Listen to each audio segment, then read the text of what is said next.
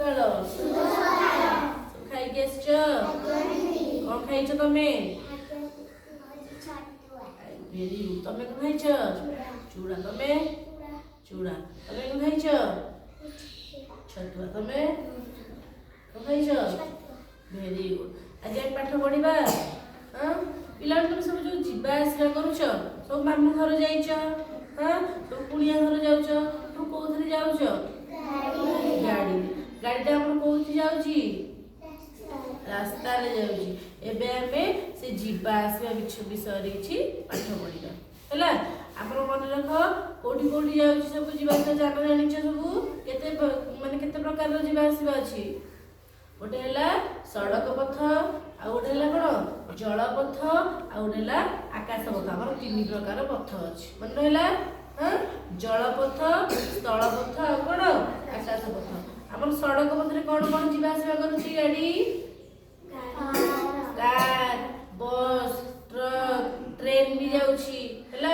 ଯୋଉଟା ଆମେ ଜଳପଥରେ ଯାଉଛେ, ସ୍କୁଟି, ଟ୍ରାକ୍ଟର, ସବୁ ଏଇ ସବୁ ଗାଡି ସବୁ ଯାଉଛି। ଆଉ ଆମେ ବି ପାଦରେ ଚାଲି ଚାଲି ବି ସ୍ଥଳ ପଥରେ ଯାଇପାରୁଛେ ହେଲା।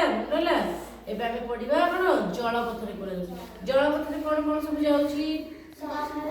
ଡଙ୍ଗା, ଆଉ ଜାହାଜ, ବଡ ବଡ ଜାହାଜ ସବୁ ଯାଉଛି, ଲଞ୍ଚ, ବୋଟ ଏ ସବୁ ଯାଉଛି। ସଡ଼କ ପଥରେ କଣ ସବୁ ଯାଉଛି?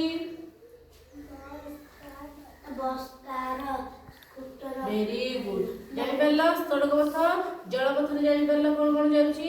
ଏବେ ଆମେ ପଢିବା କଣ ଆକାଶ ପଥରେ କଣ ଯାଉଛି। ଆକାଶ ପଥରେ କଣ କଣ ସବୁ ଯାଉଛି? ଉଡାଜାହାଜ, ଆଉ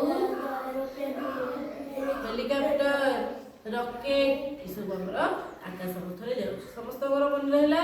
ଆମେ ଏଥର ମାମୁଁ ଘର ଭଲସେ ଯାଇପାରିବା। ତମେ ଯୋଉ ପଥରେ ଚାହିଁଲେ ବି ଯାଇପାରିବେ। ଦୂର ଦୂର ବାଟକୁ ସବୁ ଯୋଉ ଲୋକମାନେ ଯାଉଛନ୍ତି ଉଡାଜାହାଜରେ କି ହେଲିକପ୍ଟରରେ, ଟ୍ରେନରେ ଏସବୁରେ ଯାଇପାରୁଛନ୍ତି ହେଲା। ମନେ ରହିଲା ସମସ୍ତଙ୍କର?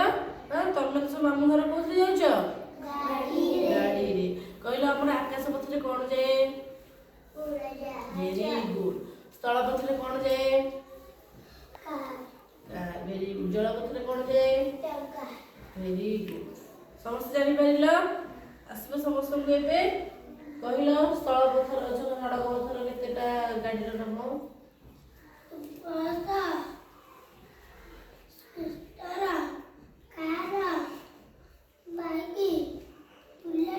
Very good.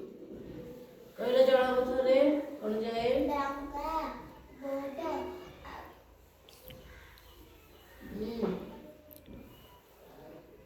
Very good. କହିଲ ଆକାଶ ପଥରେ କଣ? ପିଲାମାନେ ସମସ୍ତେ ଜାଣିପାରିଲ ଏବେ?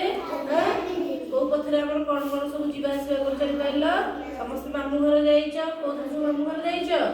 ଗାଡିରେ। ଆମର ବାଇକ୍ ହେଲା, ସ୍କୁଟି ହେଲା, ଏସବୁରେ ଆମେ ଯିବା ଆସିବା କରୁଛୁ ହେଲା। ଧନ୍ୟବାଦ।